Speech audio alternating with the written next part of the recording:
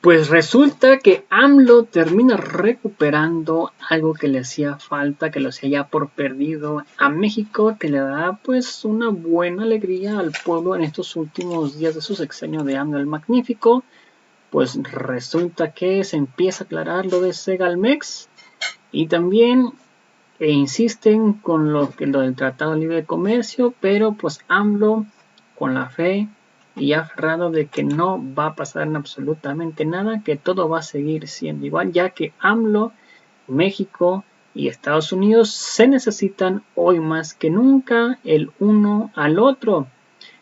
Increíble, pero cierto, sí que pues bueno, sin más preámbulo, pues veamos de qué se trata, cómo estuvo y ahorita comentamos por qué no, y es que todo sucedió prácticamente así, de esta manera. ¿Querías tomar la palabra? Sí, como no, señor presidente. Gracias, señor presidente. Muy buenos días a todos, compañeros. Buenos días, secretaria de Gobernación y señores funcionarios que nos acompañan. Señor presidente, entre sus prioridades está la autosuficiencia, ya en lo energético, ya en lo alimentario.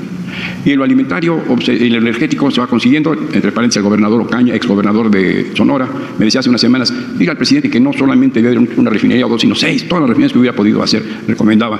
Muy emocionado Samuel Ocaña a los 90 y tantos de su edad, y con una claridad y honradez ejemplares. Entonces, lo energético va en vías de esa autosuficiencia.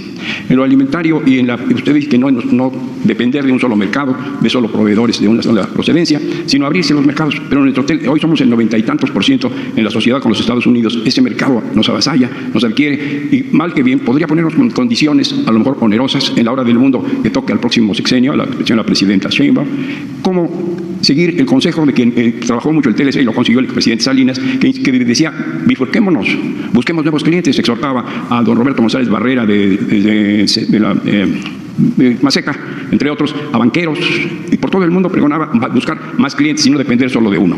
No es un riesgo, y dado que hay malos consejos desde el gobierno norteamericano al suyo, financiando organismos que no, aconsejando o contemplando complacidos opiniones que no, y que se ha rechazado con gallardía, no es un riesgo enorme depender del mercado norteamericano exclusivamente, señor presidente. Bueno, es un tema, Miguel, importantísimo.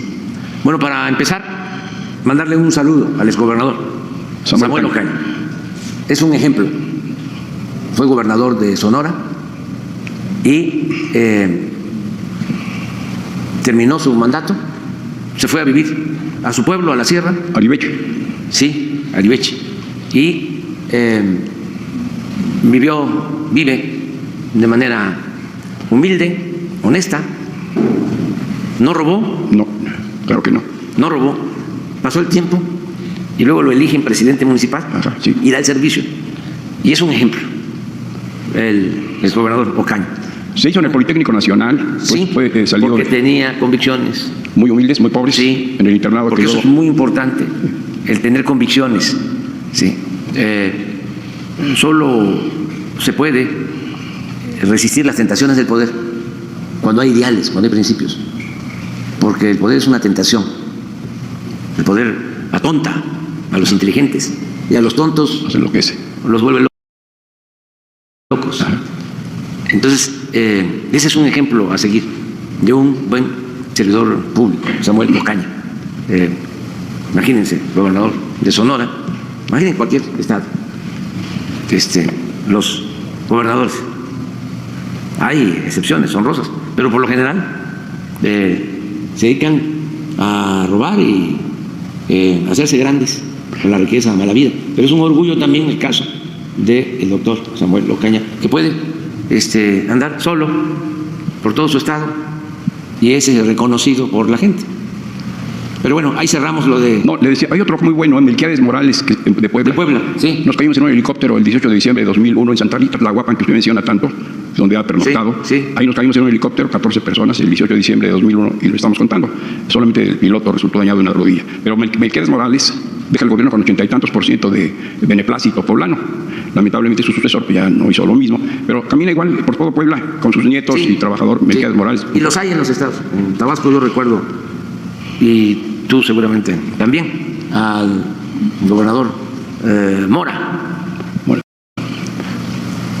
Mora Martínez, ahora me acuerdo de su nombre, él sustituyó a Carlos Madrazo. Manuel Mora. Se decía que lo iban a acusar de pobreza inexplicable. Bueno, Leandro Rovirosa también. Leandro Rovirosa. Cuando terminó, no tenía casa donde vivir. El siguiente gobierno le construyó una casa para que pudiese vivir. Entonces, sí hay que tomar en cuenta eso, ¿no? Lamentablemente son excepciones, no es la regla. Sobre el tema, Miguel, que tratas, gracias, es importantísimo, porque hay que buscar un justo medio en las relaciones económicas, comerciales de México con el mundo. Ni tanto que queme al santo, ni poco que no le alumbre. Con Porfirio Díaz se definió una política de diversificación en las relaciones económicas comerciales. Había mucho capital británico, estadounidense, pero también mucho capital europeo. Sí. Entonces, decía él mismo que no había que poner todos los huevos en una sola canasta. Por eso, esta diversificación en lo económico, en lo comercial. Había mucha inversión alemana, inglesa, sí, francesa, de Europa y de otras partes. Y desde luego inversión de estadounidense. A él se le atribuye la frase de pobre México, tan lejos de Dios y tan cerca de los Estados Unidos. Yo ahora creo, y lo he dicho, que debemos de aprovechar la ventaja que significa tener junto el mercado más grande del mundo, y que ahora podríamos, parafraseando a Porfirio Díaz, decir: bendito México, tan cerca de Dios y no tan lejos de Estados Unidos, porque sí nos ayuda la integración económica, sin romper con otros mercados, mantener abierta la economía de México, pero cuidar mucho la integración con Canadá y Estados Unidos, y fortalecer entre las tres naciones, como región económica comercial, América del Norte. Políticamente, sí, señor, o sea, económicamente, eso está demostrado, es lo mejor, es viable. Le conviene a Canadá, le conviene a Estados Unidos y nos conviene a nosotros fortalecer el mercado de América del Norte. El asunto está en que aprendamos a respetarnos, para que no se malinterprete, que no se piense que integración económica es dependencia o pérdida de soberanía. Ahí es donde está el asunto, el detalle, la sustancia, el meollo. Cómo mantener una relación económica, comercial, como la tenemos. Somos el principal socio comercial de Estados Unidos en este sexenio en buena lid, sin guerras comerciales, sin aplicación de aranceles. Desplazamos a China y a Canadá. Estamos nosotros en tercer lugar y ahora somos el socio principal comercial de Estados Unidos. Entonces, eso considero yo que hay que mantenerlo.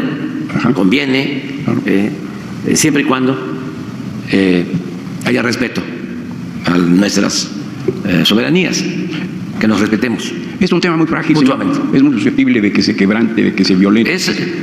No es un asunto sencillo.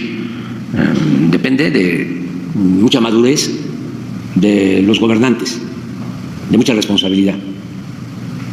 A mí me ha tocado mantener la relación con el presidente Trump, con el presidente Biden. En los dos casos nos hemos entendido, y por eso han marchado las cosas. Hemos tenido diferencias, pero ha habido entendimiento, y en los dos casos ha habido respeto a nuestra soberanía. En pocos momentos ha habido diferencias. Con el presidente Trump tuvimos diferencia cuando quiso imponer aranceles, sí, y con el presidente Biden pues prácticamente no ha habido diferencias hasta ahora, que opinaron de manera imprudente sobre un asunto que solo corresponde El a los historiador, mexicanos. señor presidente, el historiador José Rogelio Álvarez, que por cierto era gran amigo, fue gran amigo de la maestra Ifigenia Martínez, a quien yo vi el 18 de septiembre del 68, detenida en el campus cuando entró el ejército, en CEU 68, boca abajo en el campus, detenida, de ahí se la llevaron a Tlaxcuaque. Estuvo 8 días ahí con los muchachos detenidos por el movimiento de 68 y contaba que estaba feliz porque el movimiento era un gran movimiento. Pues, tuvo un amigo entonces que admiraba, era el jefe de información de la revista Tiempo de don Martín Luis Guzmán, José Rogelio Álvarez, secretario particular de don Agustín Yáñez en el gobierno de Jalisco y en la Secretaría de Educación Pública en el sexenio del presidente Díaz Ordaz. Por cierto, José Rogelio inventó Vallarta, porque le dijo, vamos a hacer la carretera en 1950 y tantos, y le dijo, cuesta 50,000 millones, dijo el autor de Al filo del agua, esa gran novela de Agustín Yáñez, y le dijo, pues entonces voy a hablar con el mexicano, le dijo, vuélenla, vuelen, y así se crea y nace, y le seduce hasta Elizabeth Taylor y a Richard Burton, la Vallarta. Pues muy amigos, ellos combatieron ya en el año 45, la maestra Ifigenia Martínez y José Rogelio Álvarez, en la caída, el declive de la Revolución Mexicana, ya en el año 45. Le recomendaba siempre a José Rogelio Álvarez, creador de la Enciclopedia de México, que se estudiara mucho a los Estados Unidos, que si los mexicanos deberíamos tener dos grandes temas, la Iglesia y Estados Unidos, a los que debíamos prestar gran atención. Nuestro cuerpo diplomático, los colaboradores, ustedes mismos que ya han llegado a la presidencia, sé tratar con los norteamericanos, sé cómo reaccionan, puedo intuir, puedo adivinar, puedo percibir, en fin, cómo van a responder ante esta o aquella situación. ¿Cómo calcula usted que puede ser el próximo sexenio con nuestra presidenta, la doctora Sheinbaum? Y si otra hora del mundo no sabemos qué presidente puede hacer, cómo estar atentos, cómo estar muy al alba ante esa situación, presidente. Bueno, decía que es importante la relación económica, comercial, al grado de que nos necesitamos mutuamente. Ya no sería posible una ruptura en las relaciones económicas, comerciales con Estados Unidos. Sería un caos para ellos y también para nosotros. Sí, porque nos complementamos, hay muchos bienes que ellos consumen y se producen en México. Sí, y también nosotros necesitamos de las inversiones de Estados Unidos y de la tecnología de Estados Unidos y necesitamos también, en tanto no se logre la autosuficiencia alimentaria, necesitamos también de algunos alimentos. Por ejemplo, sí, no somos autosuficientes en maíz, somos autosuficientes y eso lo reforzamos y lo vamos a seguir reforzando seguramente porque la presidenta tiene esa visión en lo que es el maíz blanco, el que consumimos. Consumo humano. Para el consumo humano. Sí, señor. Pero no en el maíz amarillo, que se utiliza para forraje, porque nosotros hemos decidido no permitir que se utilice ese maíz para el consumo humano. Sin embargo, ese maíz que ellos venden a buen precio, porque sus productores de maíz reciben subsidios. Los productores de maíz en Estados Unidos reciben el 100% de su costo de producción vía subsidios. Entonces pueden ellos vender a precios bajos. Por eso se genera cierta competencia desleal con nuestros productores, que reciben muy poco. Es hasta ahora que hay precios de garantía, que se entregan de manera gratuita los fertilizantes a pequeños productores, pero en general no había apoyo, porque en la concepción de política neoliberal, de política económica neoliberal, en un mundo globalizado, decían, sí, se podía comprar afuera lo que se necesitara y que no había necesidad de fomentar el campo ni las actividades productivas. Se llegó a decir que la mejor política industrial era la que no existía. Sí. ¿Sí te acuerdas de eso, no? Sí, cómo no. Bueno, nosotros no consideramos que esa sea la opción, la alternativa. Nosotros pensamos que es indispensable la autosuficiencia, buscar autosuficiencia alimentaria y autosuficiencia energética. Avanzamos considerablemente en este sexenio en la autosuficiencia energética, porque la política petrolera era vender petróleo crudo y comprar gasolinas. También una concepción economicista muy elemental, sin tomar en cuenta una serie de factores, la generación de empleos en México, el darle valor agregado a nuestra materia prima. Los tecnócratas decían que no era negocio la refinación, que el negocio era sacar el petróleo y venderlo, claro, porque no se le paga renta a la naturaleza. Sin embargo, se produce una gran dependencia, muy riesgosa. Claro. Se llegó a importar hasta el 80% de las gasolinas que consumimos. Cuando la crisis por el huachicol, llegamos a tener reservas, porque dependíamos de las importaciones de gasolinas, para 4 días. 4 días. Imagínate, imaginemos todos, que no nos vendan gasolina. ¿Sí? En 15 días, ¿qué hace un gobierno? Tumban a cualquier gobierno. Entonces, si tenemos nuestras gasolinas, nuestro diésel, es distinto. Es distinto. No estoy insinuando de que se atreviera cualquier gobierno extranjero a hacer eso. O sea, siempre se conseguiría pues la gasolina. De todas maneras, hay que evitar ¿sí? esos riesgos, un poco lo que decía tu maestro, o sea, cuidado ¿sí? con la dependencia. Lo mismo en el caso de los alimentos. Lo mismo en el caso de los alimentos. Hemos avanzado bastante, sin embargo, dejamos de ser autosuficientes en granos básicos. Somos, decía yo, dependientes en maíz amarillo. La presidenta electa decidió que la acompañe como secretario de Agricultura, Julio Verdaguer, que es un extraordinario, exitoso, ¿verdad? Sí, muy bueno, conocedor de todo lo relacionado con la producción del campo, con el sector agropecuario, hombre muy serio, muy capacitado, muy preparado, y entonces va a ayudarle mucho en eso. Entonces, yo creo que hay que ir hacia la autosuficiencia y pienso también que sería conveniente preparar un plan de sustitución de importaciones hacia adelante. Yo recomendaría eso. Tenemos una balanza comercial que nos favorece, no tenemos déficit comercial, es una balanza superavitaria, es decir, vendemos más de lo que compramos. Sin embargo, hay renglones donde no sectores o mercancías o productos que se importan que podríamos nosotros producir aquí. Sobre todo, tenemos una balanza muy desfavorable con relación a China. Con relación a China, es más lo que nosotros compramos de China muy duro que lo que le vendemos. Y hay muchos productos que podríamos nosotros producir, desde luego en el marco de esta integración económica de América del Norte. Pero bueno, ya eso va a corresponder a la próxima presidenta. Veo que le va a ir muy bien su relación con el gobierno de Estados Unidos, con el gobierno de Canadá. Cuando yo inicié, apostaban aquí iba a haber ruptura con el gobierno de Estados Unidos. Recuerdo, bueno, habían motivos porque el presidente Trump había comenzado con una política muy crítica hacia México. Mucho. Incluso quería cerrar la frontera para que no se llevara a cabo una relación económica con México. Hablaba de que eran deficitarios con relación a México, que estaban saliendo empresas, estaban perdiendo empleos.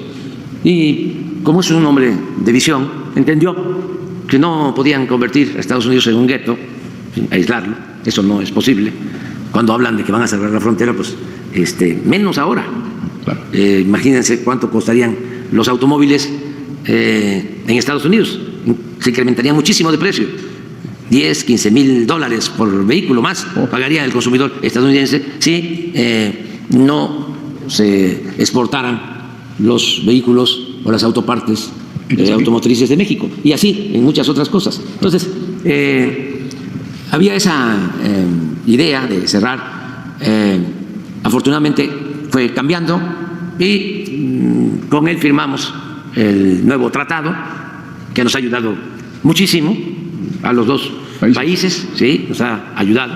Y recuerdo que fui a la Sociedad de las Américas, que es una asociación de empresarios, inversionistas en Nueva York, con alguna relación con la Fundación Rockefeller. Entonces me invitaron, era yo candidato a la presidencia en el 18.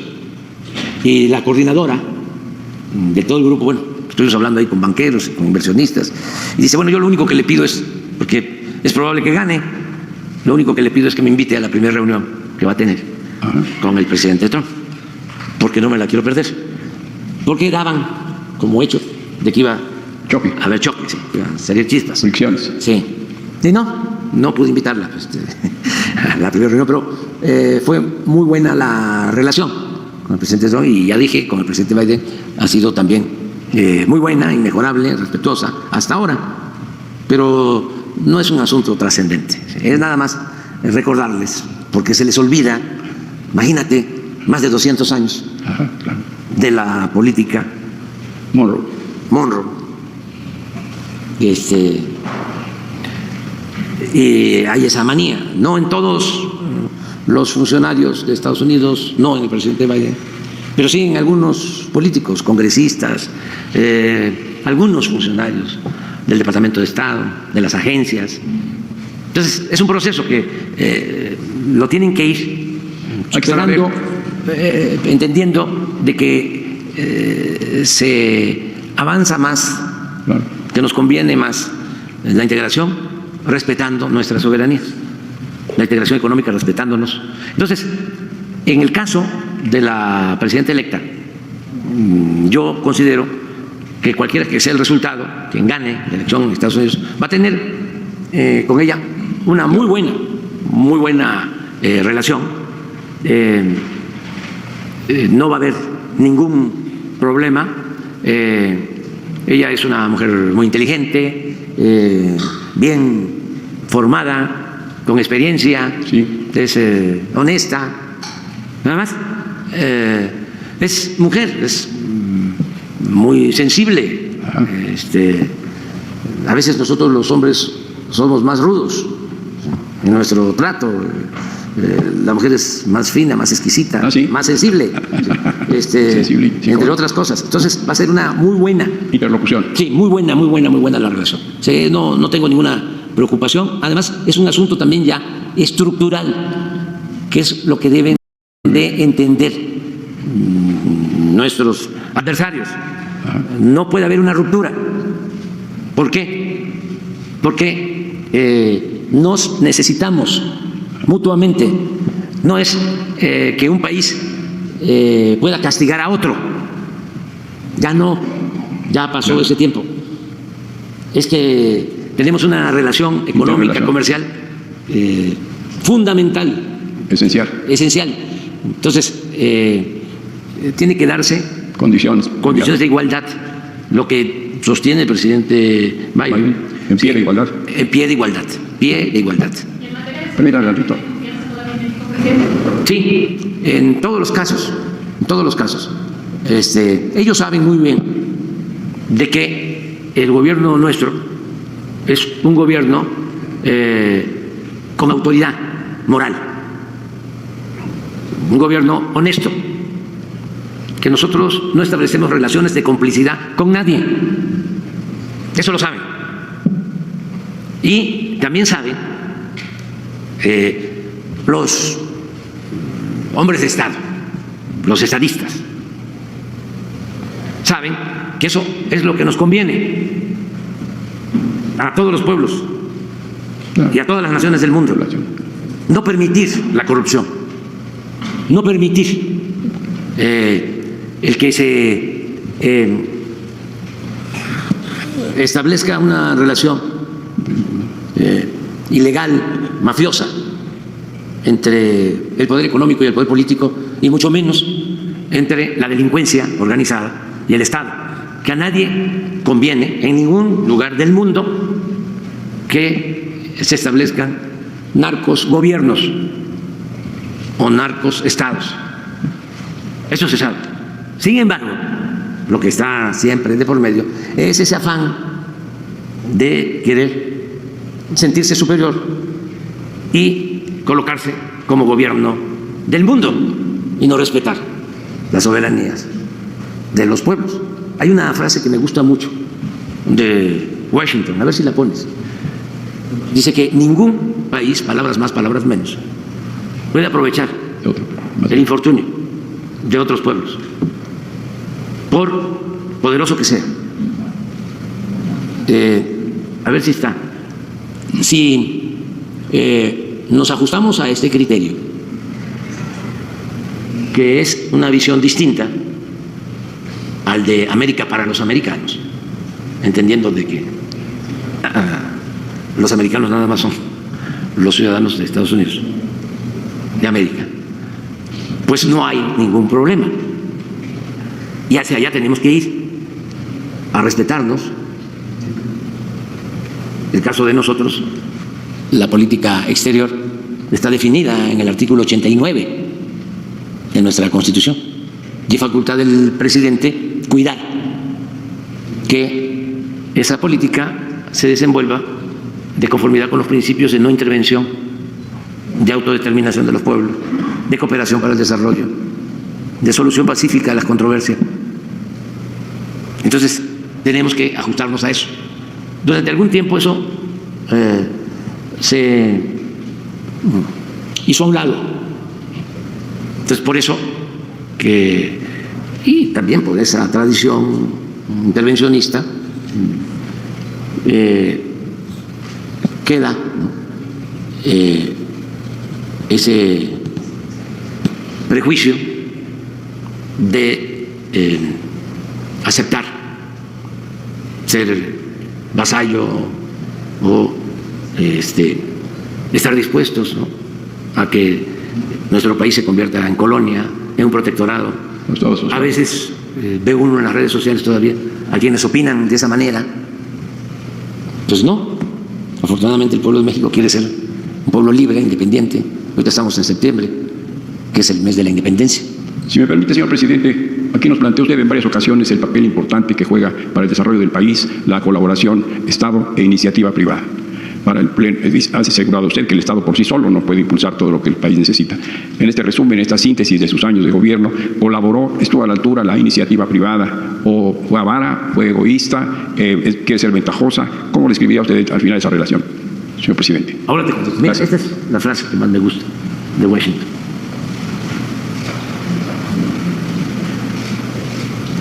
Las naciones no deben aprovecharse del infortunio de otros pueblos. Suena bien, ¿verdad? Sí. Uy, pero no pasó de ahí. Hay que hacerla valer.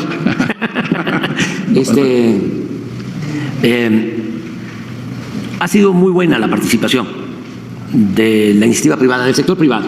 Sí. Mira, en el gobierno nuestro han ayudado en la transformación los 4 motores de la economía.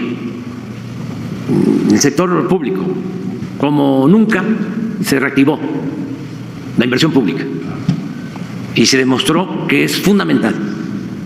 Si hay inversión pública, hay empleo.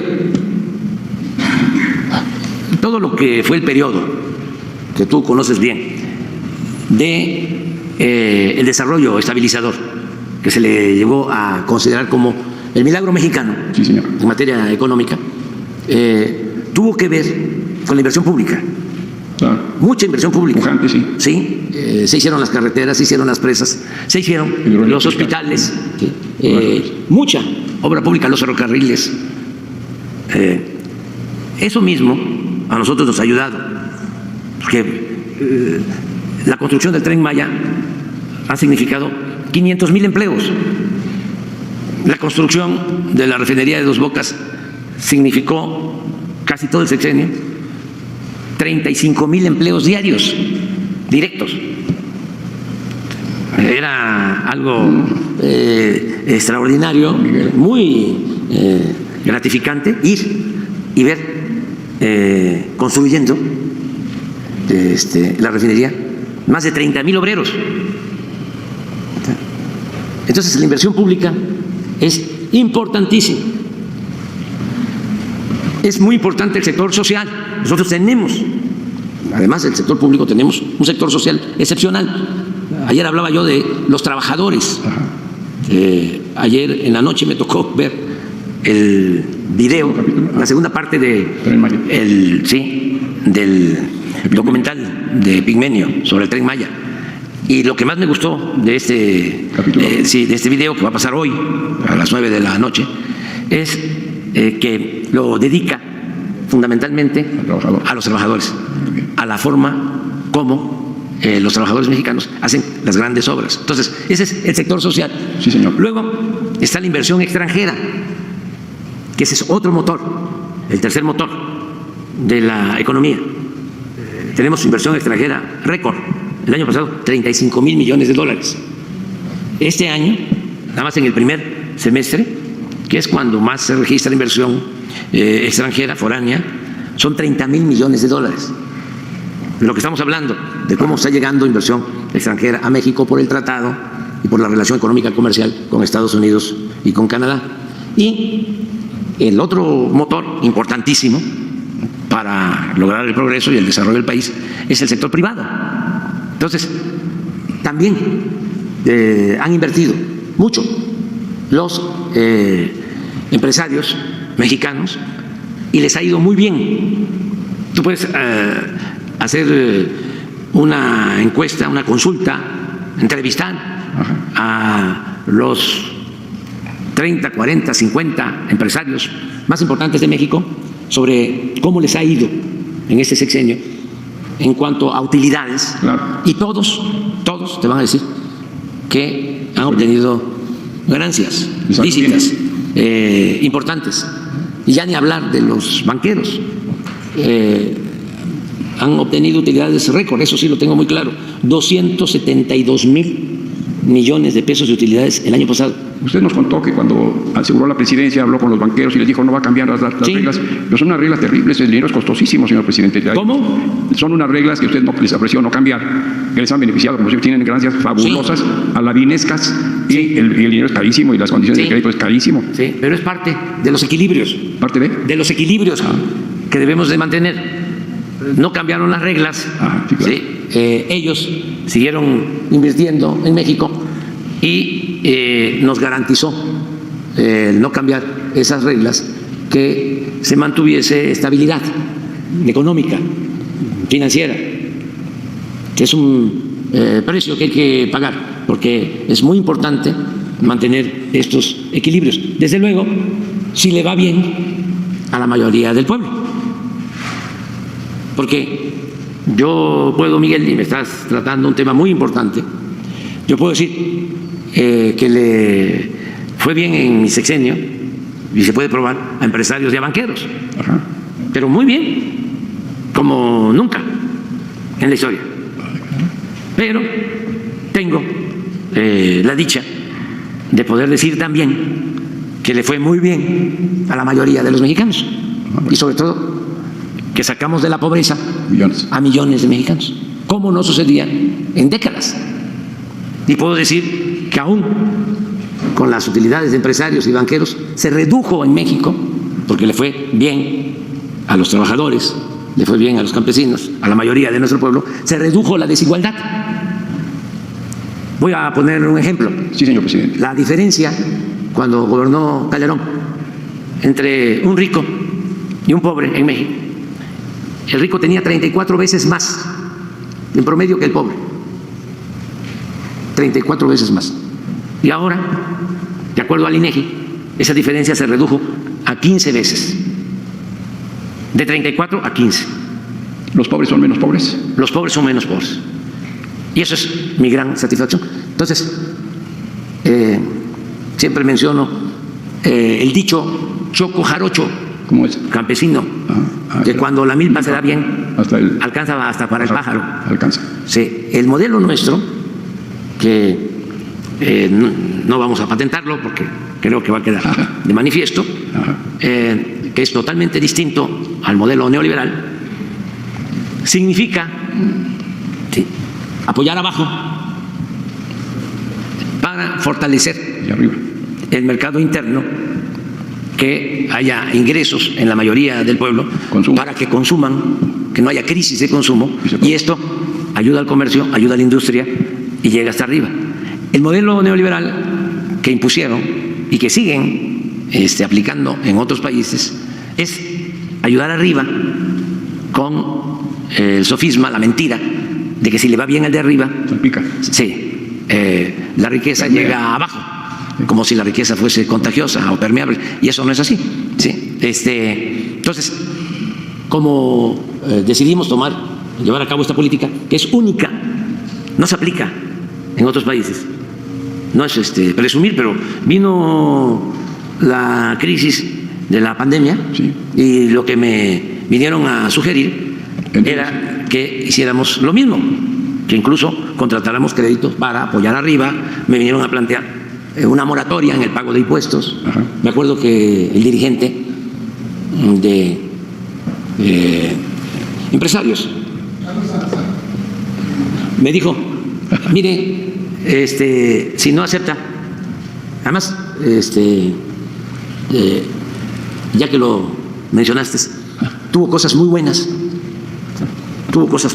A él se le deben dos cosas, por ejemplo, muy favorables. Una, que él entendió que había que aumentar las cuotas de participación de los empresarios para que recibieran mejores pensiones los trabajadores, porque con las reformas que hizo Zedillo y Calderón, al jubilarse los trabajadores iban a recibir solo el 30% de su salario.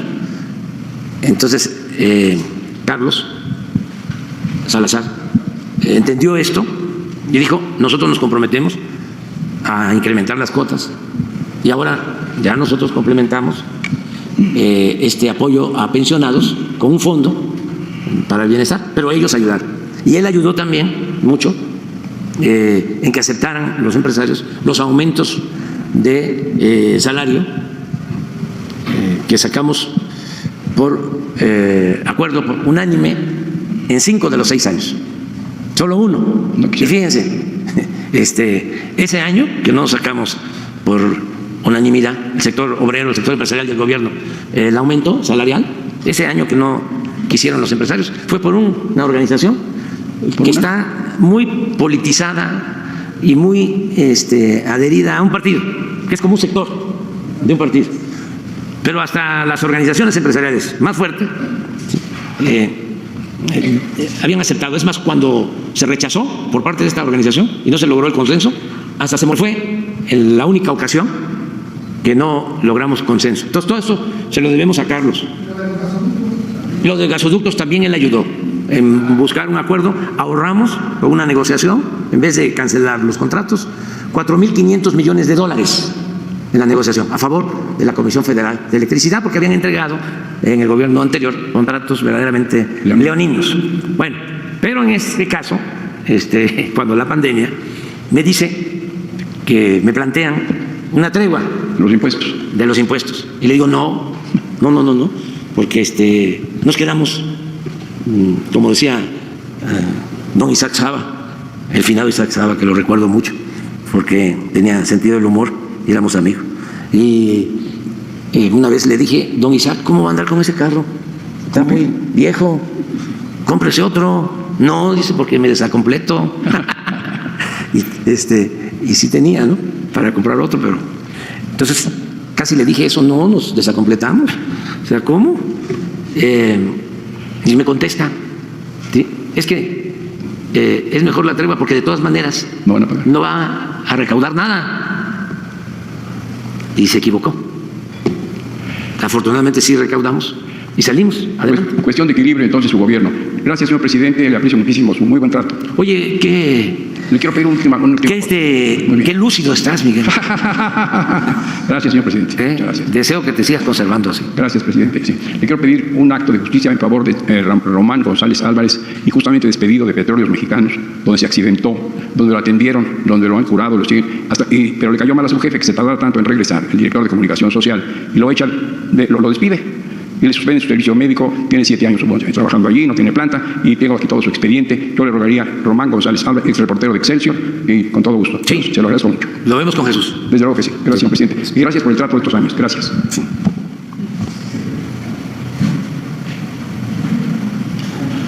Gracias, presidente. Muy buenos días a todas y a todos. Liliana Noble de Pulso Saludable. Señor presidente, el fin de semana que estuve presente en el taller de periodismo alternativo, uno podía elegir mesas a libre albedrío para poder orientarse un poco más y adquirir nuevos conocimientos. Yo escogí la de inteligencia artificial. Ahí se hablaba de la importancia de utilizar este recurso de la tecnología de forma responsable para no cometer abusos y fake news. En ese sentido también se tocó un poco el tema de la importancia de un cambio en México para tener autonomía en cuestiones de justicia con el Poder Judicial.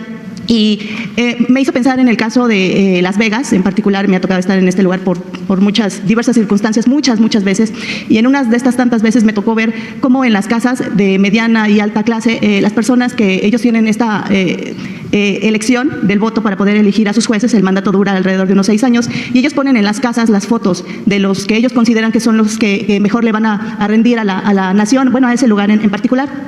Y me hizo pensar que hoy los jóvenes que están estudiando para poder ser abogados y después ministros, jueces, siento que de pronto les falta un poco de información al respecto. Hay mucha disputa entre ellos. Algunos de ellos están recién iniciados en las clases y están opinando de cosas que todavía seguramente no les ha tocado ver.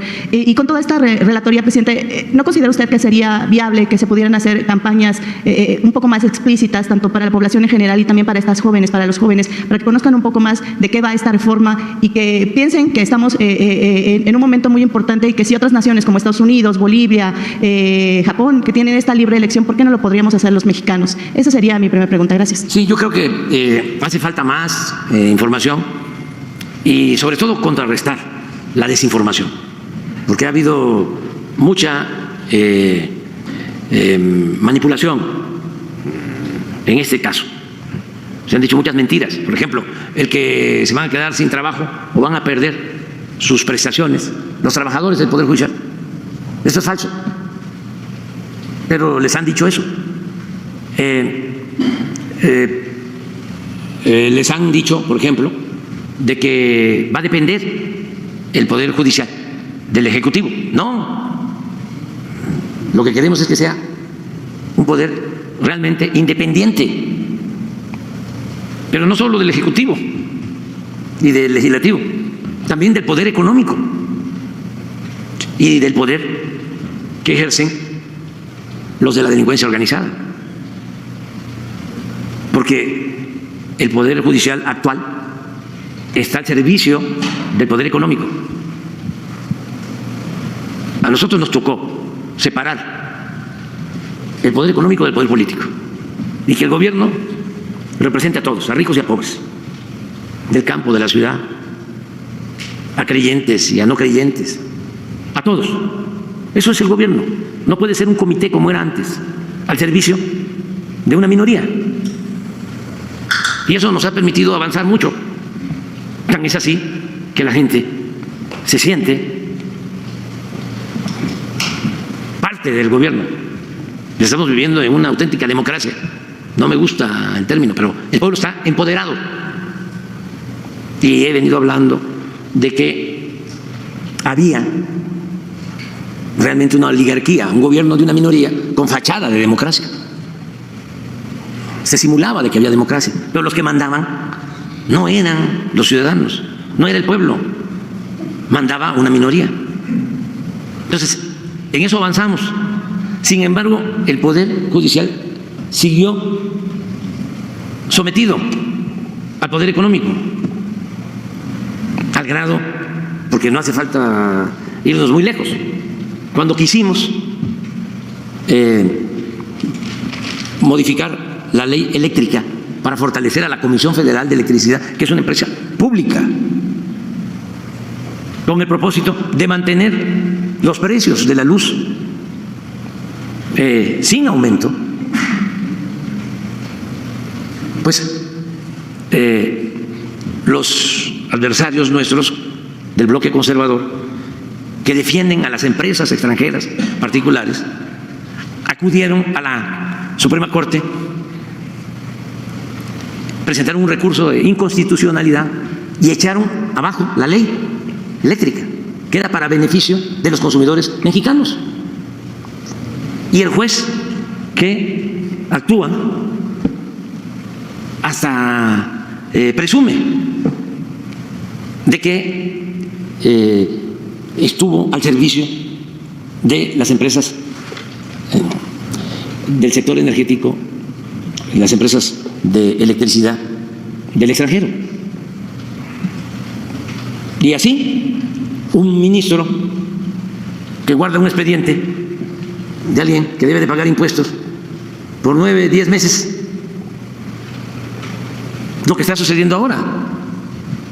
Ese mismo expediente, estamos hablando de alrededor de 35 mil millones de pesos. ¿Qué? ¿Cuánto es lo que está demostrado del quebranto? 2.700. Y hay funcionarios en la cárcel y particulares. Porque acá estamos hablando de 35 mil millones de pesos. Y resulta que el Poder Judicial, en este caso, los ministros de la Corte, no todos desde luego, pero los que tienen mayoría, están protegiendo a este contribuyente sin fundamento legal. Pues lo que acaba de hacer una juez, de que sin fundamento legal ordena que se detenga el proceso legislativo.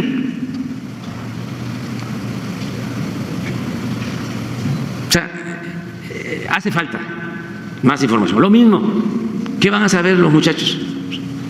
Porque todo el mundo calla. Va, con todo respeto, un ministro o un exministro a una entrevista con la señora Uresti, Azucena, o con Joaquín López Dóriga, y no se atreven a preguntarle: oiga, ministra, ministro, exministro, ¿es cierto que usted tiene una pensión vitalicia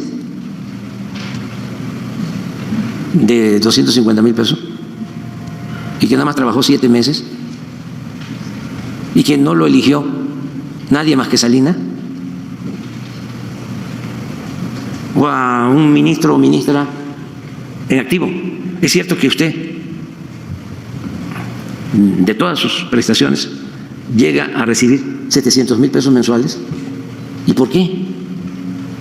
Si la Constitución establece de que nadie debe de ganar más que el presidente, porque usted gana 4 veces más que el presidente. ¿Han escuchado ustedes esa pregunta? Cuando va la señora Piña, cuando va la señora Margarita Ríos Fajardo, ¿les preguntan eso? O que expliquen cuál es el fundamento para ellos no someterse a lo que establece la Constitución. Entonces, como eso no se dice, muchos jóvenes pues se creen lo que les dicen algunos maestros, no todos, desde luego, o lo que escuchan en la radio o en las redes. Entonces sí hace falta más información, pero ahora ya, como no se puede ocultar la verdad, porque la verdad se abre paso, en estos tiempos llega hasta los lugares más apartados. Por eso estamos viviendo un momento estelar en la historia de México. Es un pueblo muy informado, muy consciente, muy politizado. Pues entonces ya los mismos jóvenes en las escuelas se están informando. Ayer leía yo que un maestro les dijo, creo que aquí en la Facultad de Derecho, a un grupo, dijo: mañana, fíjense el nivel de responsabilidad de los jóvenes de hoy y de siempre. Les dice: mañana tenemos 2 opciones, 2 alternativas. Ustedes deciden. ¿Vienen a clase o nos vamos todos a protestar en contra de la reforma del Poder Judicial? Y dicen todos: queremos clase. Tómala. Sí, hoy va a haber manifestación de estudiantes que están a favor de la reforma, porque les va a ayudar a ellos. Imagínense que terminan su carrera, cumplen con los requisitos, no van a tener muchos problemas de cumplir con los requisitos, y se van a presentar para ser jueces, para ministros, para ser magistrados, ya son abogados, no van a necesitar palancas, no hay influyentismo, ellos se presentan como van a ser muchos. Va a haber desde luego una comisión que va a revisar si cumplen con los requisitos, si tienen el promedio que se requiere, si están recibidos, y ya. Si son muchos, van a un proceso de insaculación y si pasan, no por decisión de nadie, sin deberle el favor a nadie, pasan y luego van a una votación y los ciudadanos van a decir: quiero que él sea el juez o la jueza,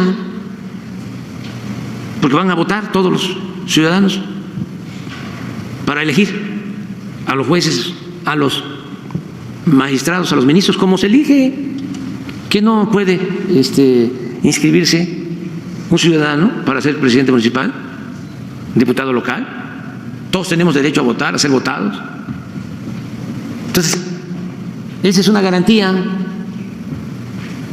Yo recuerdo que cuando se constituyó Morena, logramos dos cosas, porque nos daban por muerto,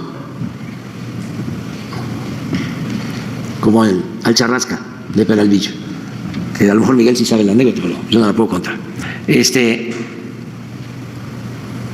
Logramos dos cosas: que en los estatutos se estableciera el que podía elegirse a los candidatos con encuestas, porque eso ha ayudado muchísimo. Bueno, ha evitado rupturas. Y es la gente la que decide si la encuesta está bien hecha. Pues eso es lo que deciden los ciudadanos. No es el dirigente, no son los que mandan, en este caso no es el presidente. Yo no elegí a la presidenta electa, no es el dedazo, no es el tapado, tapada, no es la imposición, es a ver varias encuestas, quién está mejor posicionado, a quién quiere la gente. Y se evita uno muchísimos problemas, porque no hay rupturas. En cambio, si hay imposición, pues me estuvieran reprochando a mí, los que no resultaron, me estuvieran diciendo: es que el presidente se metió, es que el presidente fue el gran elector.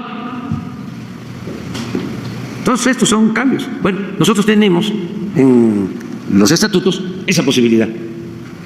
Si se hubiese dado cuenta Lorenzo Córdoba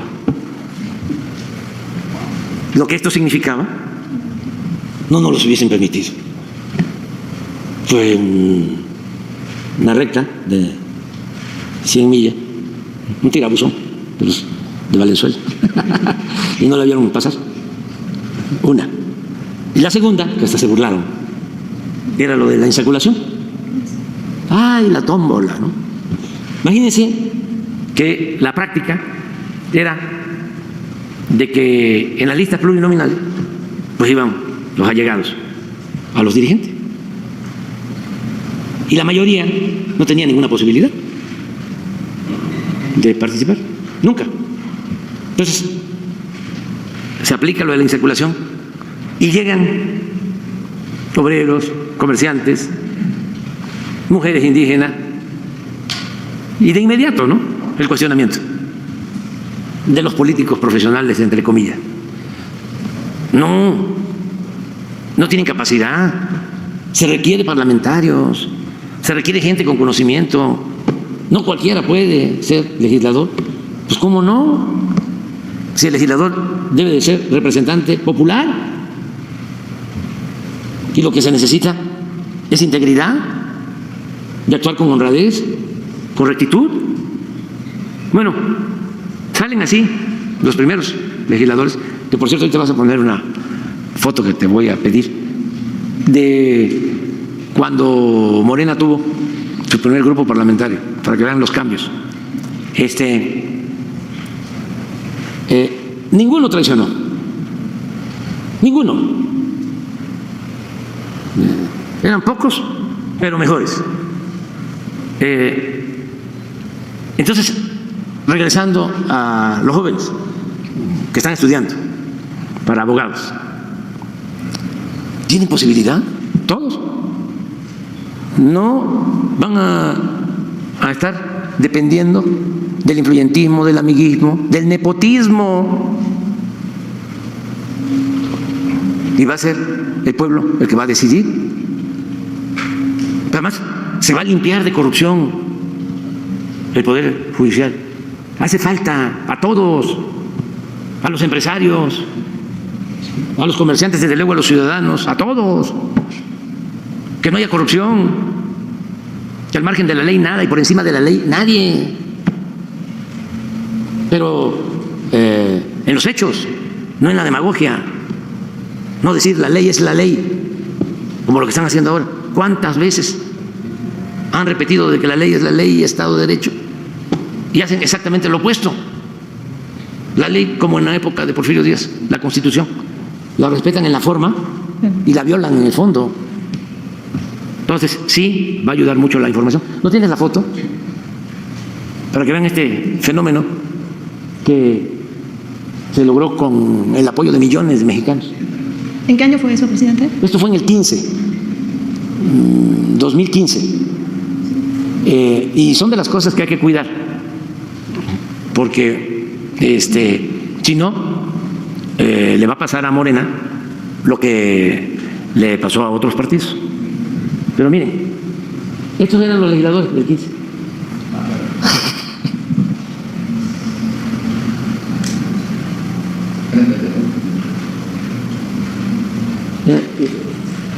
Ahí está junto periodista Virgilio Caballero. Virgilio Caballero.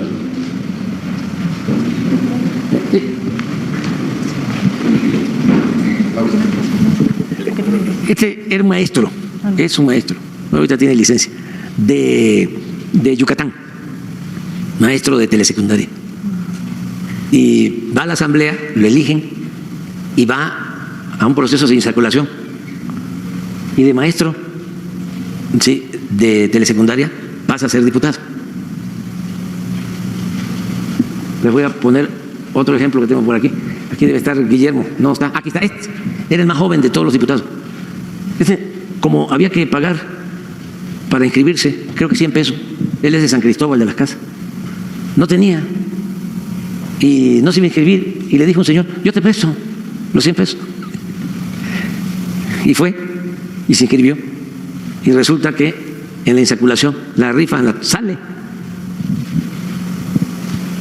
Y así puedo hablar de otra más que de mayoría en aquel entonces, que yo recuerdo, es Escuitlagua, ¿no?